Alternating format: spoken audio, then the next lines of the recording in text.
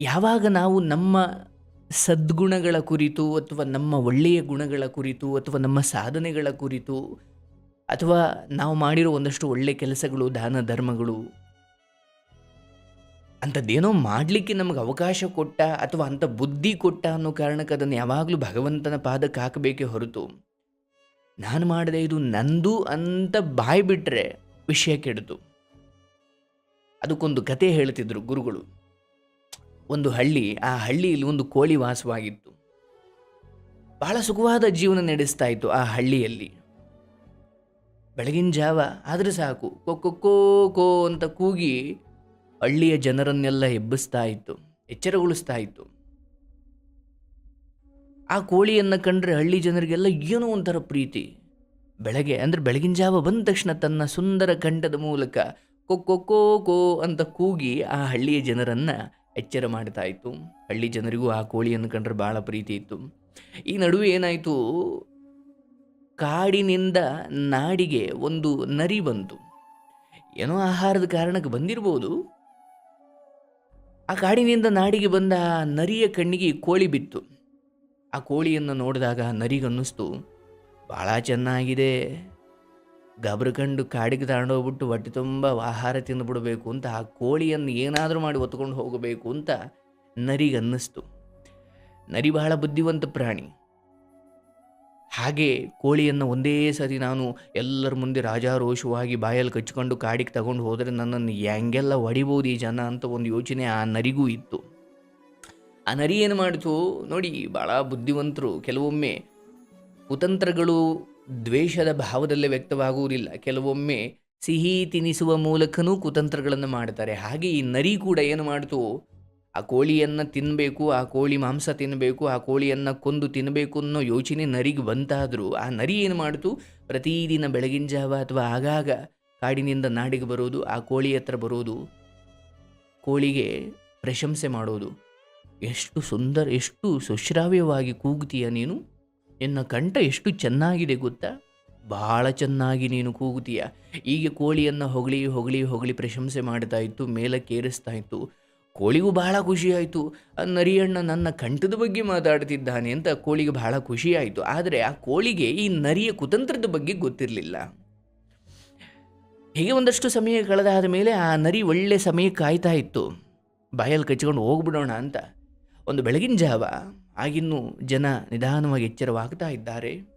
ಆ ಸಮಯದಲ್ಲಿ ನರಿ ಬಂದು ಆ ಕೋಳಿಯನ್ನು ನಿಧಾನವಾಗಿ ಹತ್ತಿರ ಸಮೀಪಿಸಿ ಆ ಕೋಳಿಯ ಹತ್ತಿರ ಬಂದು ಗಬಕ್ಕನೆ ಆ ಕೋಳಿಯನ್ನು ಬಾಯಲ್ಲಿ ಕಚ್ಚಿಕೊಂಡು ಓಡೋಕೆ ಶುರುವಾಯಿತು. ಇದನ್ನು ಅಲ್ಲೇ ಇದ್ದ ಕೆಲವರು ಯುವಕರು ನೋಡಿಬಿಟ್ರು.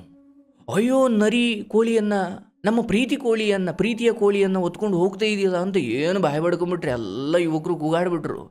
ಜನ ಗುಂಪು ಸೇರಿಬಿಟ್ರು.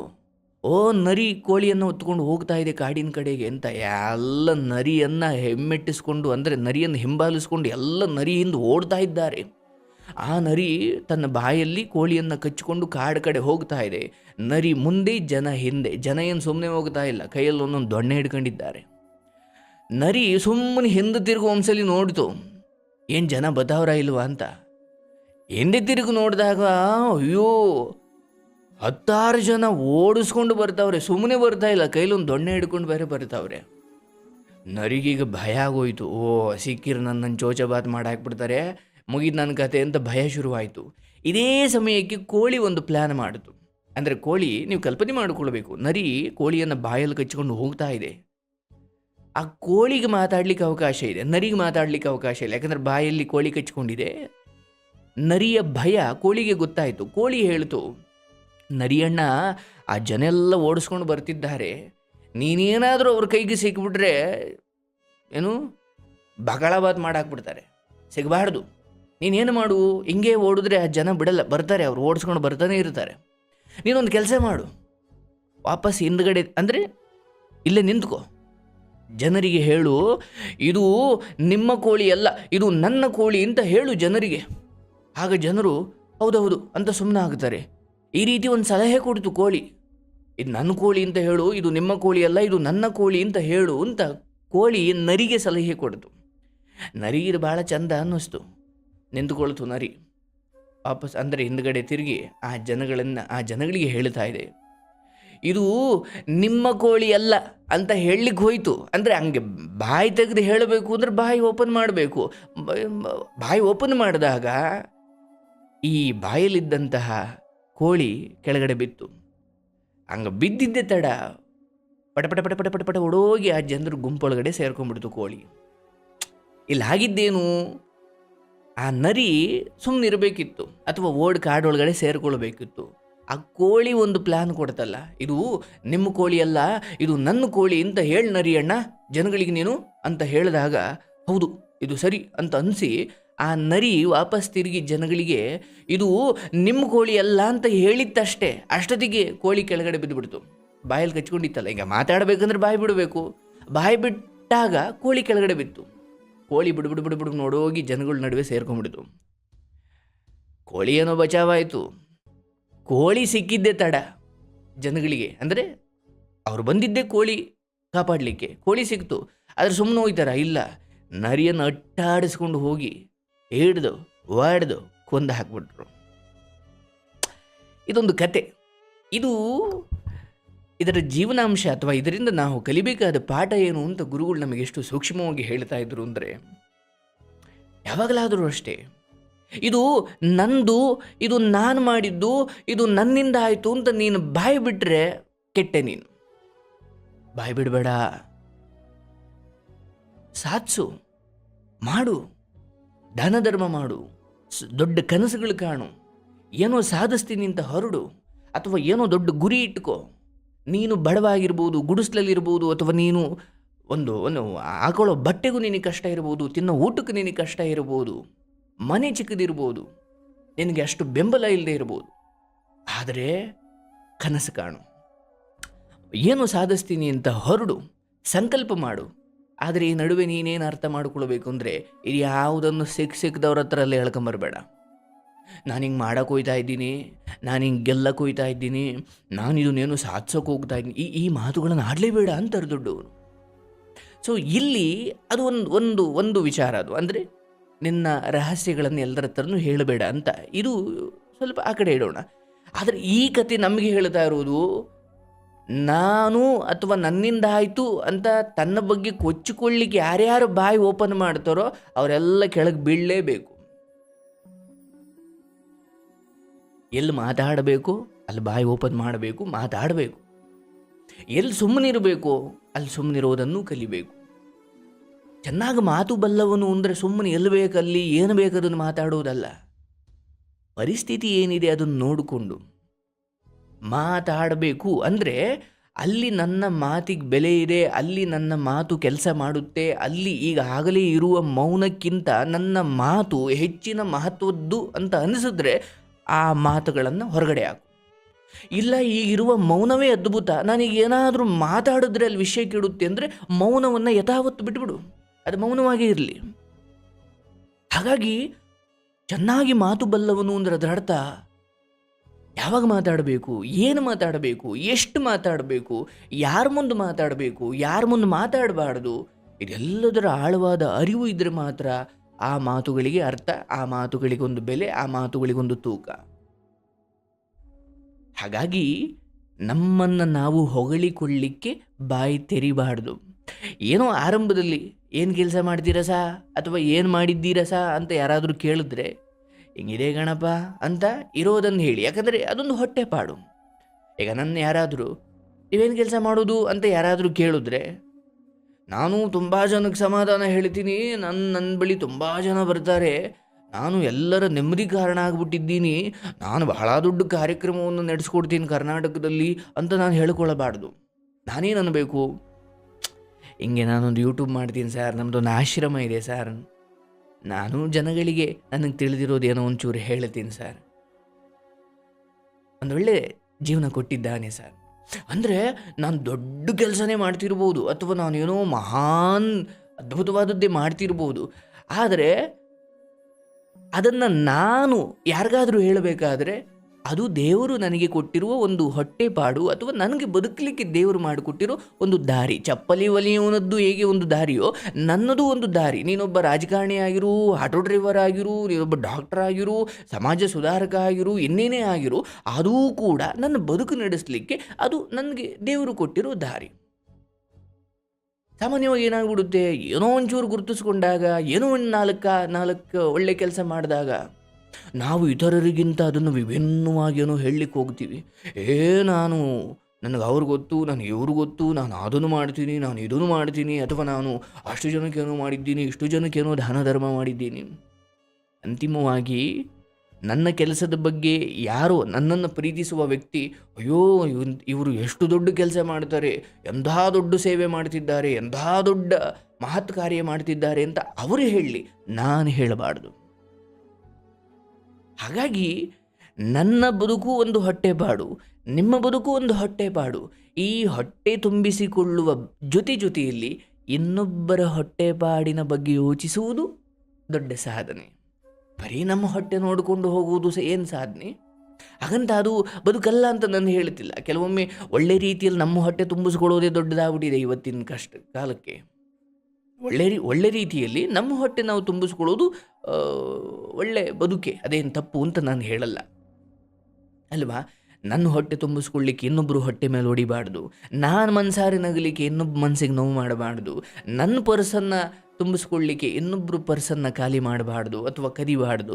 ಹೀಗೆ ನನ್ನ ಹೊಟ್ಟೆ ತುಂಬಿಸಿಕೊಳ್ಳುವ ಜೊತೆ, ನನ್ನ ಬದುಕನ್ನು ಚೆನ್ನಾಗಿ ಆಗಿಸಿಕೊಳ್ಳುವ ಜೊತೆ, ನಿಮ್ಮ ಸುತ್ತಮುತ್ತಲೇ ಇರ್ತಕ್ಕಂಥವ್ರು, ನಿಮ್ಮ ತಮ್ಮನ ಮಕ್ಕಳು, ಅಕ್ಕನ ಮಕ್ಕಳು, ಅಣ್ಣನ ಮಕ್ಕಳು, ಅಥವಾ ಯಾರೋ ಸಂಬಂಧಿಕರ ಮಕ್ಕಳು, ಅಥವಾ ನಿಮ್ಮೂರಲ್ಲಿರೋ ಯಾರೋ ಬಡವರು, ನಿಮ್ಮ ಕೈಲಾದ ಒಂದು ಪೆನ್ನು, ಒಂದು ಪೆನ್ಸಿಲ್ಲು, ಒಂದು ಬ್ಯಾಗು, ಅಥವಾ ಒಂದು ಜೊತೆ ಶೂಸು, ಹೀಗೆ ನಿಮ್ಮ ಕೈಲಾದಷ್ಟು ಏನೋ ಒಂಚೂರು, ನಾನು ಹೇಳ್ತೀನಿ ತುಂಬ ದೊಡ್ಡ ಮಟ್ಟದ ಮಾತ್ರ ದಾನ, ಚಿಕ್ಕ ಪುಟ್ಟದ್ದೆಲ್ಲ ದಾನ ಅಲ್ಲ ಅಂತ ಇಲ್ಲ.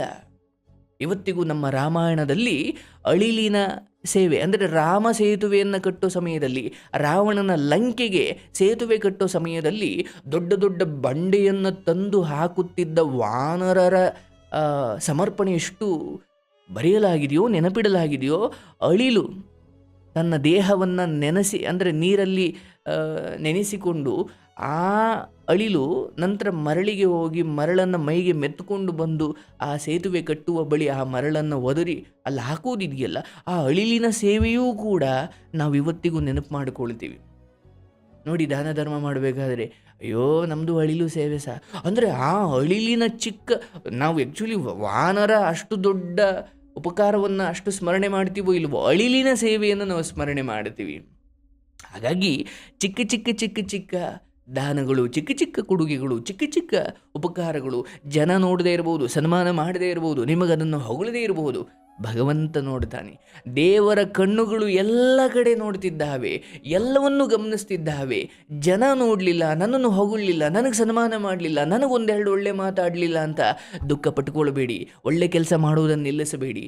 ದೇವರ ಕಣ್ಣುಗಳು ಎಲ್ಲರನ್ನು ಎಲ್ಲ ಸಮಯದಲ್ಲೂ ಎಲ್ಲ ಕಡೆಯೂ ನೋಡ್ತಾ ಇದ್ದಾವೆ. ಸರಿಯಾದ ಸಮಯಕ್ಕೆ ನಿಮಗೆ ಅದಕ್ಕೆ ಏನು ಪ್ರತಿಫಲ ಬರಬೇಕು ಬಂದೇ ಬರುತ್ತೆ. ಹಾಗಾಗಿ ನೀನು ಕೊಚ್ಚಿಕೊಳ್ಳಬೇಡ, ನಿನ್ನ ಗುಣಗಳ, ನಿನ್ನ ಸಾಧನೆಗಳ ಬಗ್ಗೆ ಕೊಚ್ಚಿಕೋಬೇಡ, ಇನ್ನೊಬ್ಬರ ಒಳ್ಳೆ ಗುಣಗಳನ್ನು ಮುಚ್ಚಿಕೋಬೇಡ. ಒಳ್ಳೆ ಗುಣಗಳನ್ನು ಅಂದರೆ ಇನ್ನೊಬ್ಬರ ಒಳ್ಳೆ ಗುಣಗಳನ್ನು ಮುಚ್ಚಿಡಬೇಡ, ನಿನ್ನ ಒಳ್ಳೆ ಗುಣಗಳನ್ನು ಕೊಚ್ಚಿಕೋಬೇಡ. ಇನ್ನೊಬ್ಬರ ಒಳ್ಳೆ ಗುಣಗಳಿದ್ದರೆ ಹೇಳ್ಬಿಡ್ಬೇಕು, ಏನು ಸ್ವಾಮಿ ಅವನು, ಏನು ಚೆನ್ನಾಗಿ ಹಾಡು ಹೇಳ್ತಾನೆ, ಏನು ಚೆನ್ನಾಗಿ ಮಾತಾಡ್ತಾನೆ ಅವನು, ಅವರಪ್ಪ ಅಮ್ಮ ಬಡವರಾಗಿದ್ದರು, ಗುಡಿಸ್ಲಲ್ಲಿದ್ದರೂ ಕೂಡ, ಅಥವಾ ಬಡತನ ಇದ್ದರೂ ಕೂಡ ಏನು ಬೆಳಗ್ಗೆದ್ದು ಪೇಪರ್ ಹಾಕ್ತಾನೆ, ತೋಟಕ್ಕೆ ಹೋಗ್ತಾನೆ, ಹೊಲಕ್ಕೆ ಹೋಗ್ತಾನೆ, ಅಲ್ಲಿಂದ ಹಸು ಎಮ್ಮೆ ಅಥವಾ ಕುರಿ ಆಡು ಮೇಕೆ ಸೊಪ್ಪು ತಂದಿಕ್ತಾನೆ, ಮತ್ತೆ ಕಾಲೇಜಿಗೆ ಹೋಗ್ತಾನೆ, ಎಲ್ಲೂ ಕೆಟ್ಟ ಸವಾಸಕ್ಕೆ ಹೋಗುವುದಿಲ್ಲ, ಬರ್ತಾನೆ, ಮತ್ತೆ ಅಪ್ಪ ಅಮ್ಮನಿಗೆ ಸಹಾಯ ಮಾಡ್ತಾನೆ, ಕಷ್ಟಪಟ್ಟು ಓದ್ತಾನೆ, ಅಪ್ಪ ಅಮ್ಮ ಹೇಳಿದ ಮಾತು ಕೇಳ್ತಾನೆ, ಮತ್ತು ಅವನೇನೋ ಒಂದು ಕನಸು ಕಂಡಿದ್ದಾನೆ, ಒಳ್ಳೆಯವ್ರ ಹಿಂದೆ ಮುಂದೆ ಸುತ್ತುತ್ತಾನೆ. ಹೀಗೆ ಒಬ್ಬರಲ್ಲಿ ಒಂದಷ್ಟು ಒಳ್ಳೆ ಗುಣಗಳು ಕಂಡಾಗ ಪ್ಲೀಸ್ ಹೇಳಿ, ಆತ್ಮವಿಶ್ವಾಸ ತುಂಬಿ ಹೊಗಳಿ. ಆಗ ನೀವು ನಂಬ್ತೀರಾ? ಹಾಗೆ ಇನ್ನೊಬ್ಬರ ಒಳ್ಳೆ ಗುಣಗಳನ್ನು ಹೊಗಳಿ ಹೊಗಳಿ ಹೊಗಳಿ ಹೊಗಳಿ ಲೋಕ ಅದನ್ನು ಬಕೆಟ್ ಹಿಡಿಯೋದು, ಅದು ಇದು ಏನೇ ಅನ್ಬೋದು, ಇಟ್ಸ್ ಓಕೆ. ಒಬ್ಬರ ಒಳ್ಳೆ ಗುಣಗಳನ್ನು ಶ್ಲಾಘನೆ ಮಾಡಲಿಕ್ಕೆ ಅದಕ್ಕೆ ದರಿದ್ರತನ ಬೇಡ. ಶ್ಲಾಘನೆ ಮಾಡಿ. ಯಾಕಂದರೆ ಇನ್ನೊಬ್ಬರ ದೋಷಗಳನ್ನು ಹೇಳ್ತಾ ಹೇಳ್ತಾ ಹೇಳ್ತಾ ಅವರಿಗೆಷ್ಟು ಅನ್ಯಾಯವಾಗುತ್ತೋ ನಷ್ಟ ಆಗುತ್ತೋ ಗೊತ್ತಿಲ್ಲ. ಆದರೆ ಇನ್ನೊಬ್ಬರ ನೆಗೆಟಿವ್ಗಳನ್ನು ಪಾಯಿಂಟ್ ಮಾಡಿ ಮಾಡಿ ಮಾಡಿ ನೀವಂತೂ ನಕಾರಾತ್ಮಕತೆ ನೆಗೆಟಿವ್ ತಿಪ್ಪೆ ಆಗೋಗ್ತೀರ. ಸೊ ಇನ್ನೊಬ್ಬರ ಒಳ್ಳೆ ಗುಣಗಳನ್ನು ಮುಚ್ಚಿಡಬೇಡ, ನಿನ್ನ ಒಳ್ಳೆಯ ಗುಣಗಳನ್ನು ಕೊಚ್ಕೋಬೇಡ. ಹಾಗಾಗಿ ಇದು ನಂದು, ಇದು ನಾನು ಮಾಡಿದ್ದು, ಇದಕ್ಕೆ ಬಾಯಿ ಓಪನ್ ಮಾಡಬೇಡ. ಬಾಯಿ ಓಪನ್ ಮಾಡೋದಾದರೆ ಅದಕ್ಕೆ ಮಾಡಬೇಕು, ಇನ್ನೊಬ್ಬರ ಒಳ್ಳೆ ಗುಣಗಳನ್ನು ಹೊಗಳಲಿಕ್ಕೆ, ಭಗವಂತನ ನಾಮಸ್ಮರಣೆ ಮಾಡಲಿಕ್ಕೆ, ಇನ್ನೊಬ್ಬರಿಗೆ ಆತ್ಮವಿಶ್ವಾಸ ತುಂಬಲಿಕ್ಕೆ, ಇನ್ನೊಬ್ಬರ ಕುರಿತಾದ ಒಳ್ಳೆಯ ವಿಚಾರಗಳನ್ನು ಹೇಳಲಿಕ್ಕೆ ಬಾಯಿ ಓಪನ್ ಮಾಡಪ್ಪ. ನಿನ್ನನ್ನೀನು ಹೊಗಳಿಕೊಳ್ಳಿಕ್ಕೆ, ನಿನ್ನನ್ನೀನು ಶ್ಲಾಘನೆ ಮಾಡಿಕೊಳ್ಳಿಕ್ಕೆ ಬಾಯಿ ಓಪನ್ ಮಾಡಬೇಡ. ಇದು ಈ ಕಥೆಯ ಸಾರಾಂಶ. ನೋಡಿ, ಎಂಥ ಅದ್ಭುತವಾದ ಕತೆ. ನಮ್ಮ ಒಳ್ಳೆಯ ಗುಣಗಳ ಬಗ್ಗೆ ನಾವು ಕೊಚ್ಕೊಳ್ಳೋಕೆ ಹೋಗಬಾರ್ದು. ನಾನು ಅದನ್ನು ಮಾಡಿದೆ, ಇದನ್ನು ಮಾಡಿದೆ, ಹಂಗೆ ಮಾಡಿದೆ, ಹಿಂಗೆ ಮಾಡಿದೆ, ಎಲ್ಲವನ್ನ ನಾನು ಮಾಡಿದ್ದೀನಿ ಅನ್ನೋದು ಭ್ರಮೆ. ನನ್ನ ಕರ್ಮದಲ್ಲಿ ಅಂಥದ್ದೇನು ಪುಣ್ಯಶೇಷ ಇತ್ತು, ದೇವರ ಅನುಗ್ರಹದಿಂದ ಅದು ಆಯಿತು.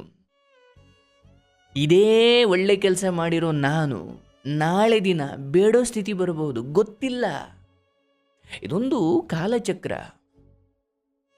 ನೀನೇ ಇನ್ನೊಬ್ರಿಗೆ ಕೊಡುವಷ್ಟು ಸಿರಿವಂತಿಕೆ ಒಂದು ಗಳಿಗೆ ಇರುತ್ತೆ, ಮತ್ತಿನ್ನೊಂದು ಕಾಲ ಬರುತ್ತೆ ನೀನೇ 1 ರೂಪಾಯಿ ಇನ್ನೊಬ್ಬರ ಹತ್ರ ಕೇಳುವಷ್ಟು ಸಮಯನೂ ಬರಬಹುದು.